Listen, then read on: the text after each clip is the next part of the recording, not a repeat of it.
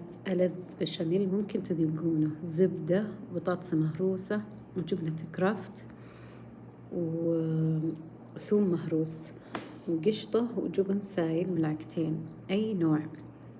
بس البطاطس المهروسة تسوي كذا، تعطي لذاذة مرة للبشاميل. ميكس لذيذ يا بنات، هالبشاميل لا يفوتكم. وسويت كذا حشوة المكرونة، حطيت بعد بطاطس، قطع بطاطس، وصدور دجاج، وكوسة كذا. سلقتهم ما قليتهم، بعض الأحيان أقليهم، بعض الأحيان أسلقهم كذا نص سلقة، بعدين أحمسهم مع الدجاج وجميع البهارات اللي انتي تحبين.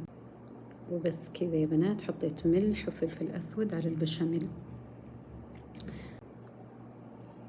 شوفوا اللون، تكفون، واللذاذة مرة طعمه لذيذ. حطوا كذا الحشوة ورتبوه كذا، مكرونة وبعدين حشو، بعدين المكرونة، بعدين البشاميل.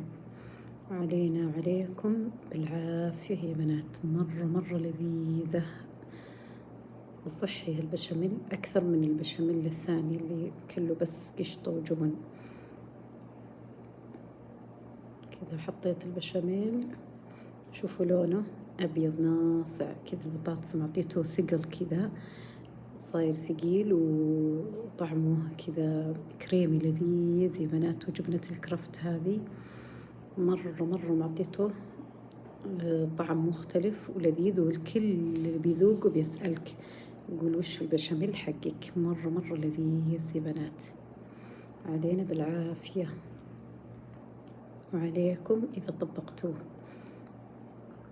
حطيته بالفرن كذا تتحمر.